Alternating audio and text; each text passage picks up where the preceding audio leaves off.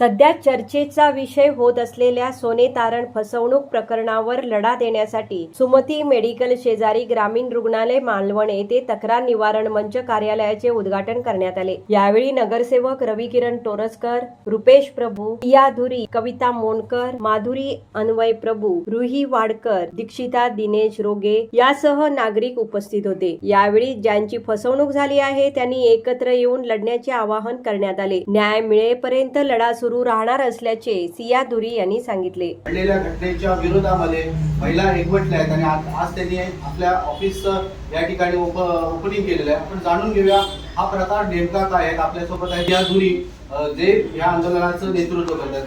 काय नेमका प्रकार आहे? एक संस्था आहे, म्हणजे बँक म्हणा किंवा पतसंस्था, त्यांचे जिथे आपण सोनं ठेवतो।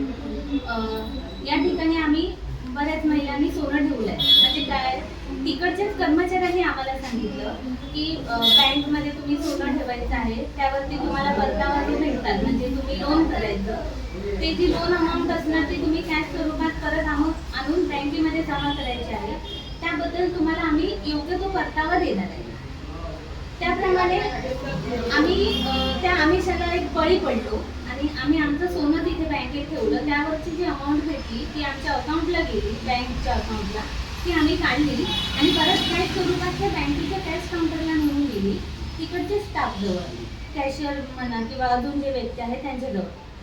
ती त्यांनी कॅश दुसरीकडे यूज केली काही, ते त्यांचा प्रश्न। पण ज्यानंतर आम्हाला त्यांनी काय सांगितलं, 7 दिवसाचा हा पिरियड असणार, 7 दिवसानंतर तुम्हाला तुमचा दागिना भेटणार। याप्रमाणे त्यांनी आम्हाला पहिला आमचा दागिना परत दिला, पण नंतर जेव्हा आम्ही परत ठेवलं एकदा, तर त्यांनी कोणाकोणाला ते दागिने दिलेच नाहीत। म्हणजे कोणी कोणी तर ठेवले ते तसेच आहेत, कोणाकोणाला परत दिला आणि कोणी कोणी परत ठेवला तो त्यांना त्यांनी रिटर्न दिलेच नाही। ज्यावेळी आम्ही ते मागायला तिथे गेलो आमचा दागिना, की आमचे दागिने आता आम्हाला परत द्या, त्यावेळी आम्हाला उद्धट उत्तरं टिकून भेटली, म्हणजे ते मॅनेजर आहेत म्हणा, तिकडचे कर्मचारी त्यांच्याकडून, की नाही तुम्ही आता पैसे भरा आणि मग तुमचे दागिने भेटणार। त्यावर आम्ही हेच बोलू की आम्ही पैसे दिलेले आणि आम्ही परत कसे का पैसे भरणार आहोत। तर ते म्हणजे उडवाउडीची उत्तरं करायला लागले आणि बऱ्याच महिलांना त्यांनी की नाही आम्ही दागिने देणारच नाही, तुम्ही आमचं कायदे करून घ्या। आणि बऱ्याच यामध्ये मच्छीमार महिला आहेत ज्यांनी मेहनत करून आपापले दागिने जे बनवलेले आहेत। आज तुम्हाला माहितीच असेल, मच्छीमार महिला कुठून मेहनत करतात, मच्छी विकतात, दिवसभर तिथे उन्हात बसून मच्छी विकतात आणि त्या पैशामधून हे दागिने केलेले असतात। आणि हे आज आमचे दागिने जे आहेत ते सर्व त्यांच्याजवळ आहेत। तर आमची एकच हे आहे की आम्ही सर्वजण आज हे दागिने आमचे घेतल्याशिवाय गप्प राहणार नाही। आणि बऱ्याच मालवण शहरामध्ये मच्छीमार महिला ह्या कामामध्ये आहेत, त्यामुळे आम्ही तर सर्वजण एकजूट झालेले आहोत। आम्ही हे आमचे दागिने परत घेतल्याशिवाय गप्प बसणार नाही आणि त्यासाठी आज आम्ही हा तक्रार निवारण मंच स्थापन केला आहे।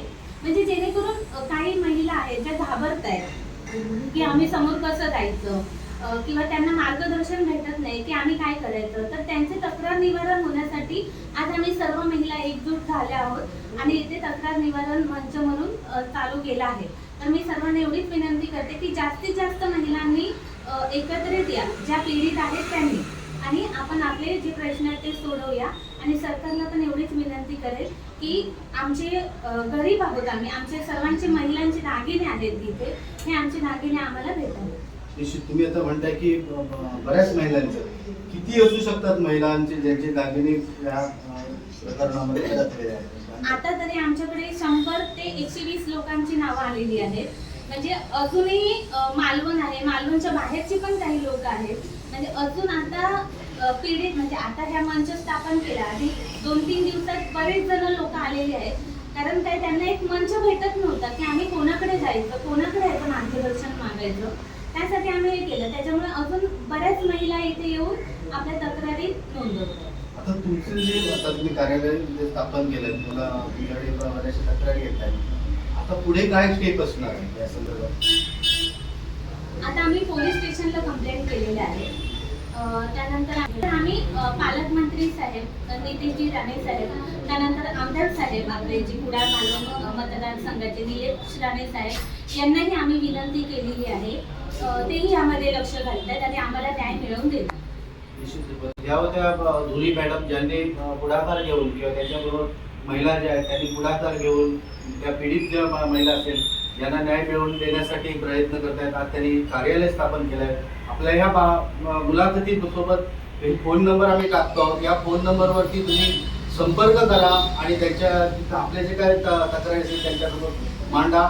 संघटित होऊन ही लढाई त्यांनी सुरू केलेली आहे. या लढ्याला तुम्ही साथ द्या, गप्प राहू नका, अशा पद्धतीचं आव्हान आहे.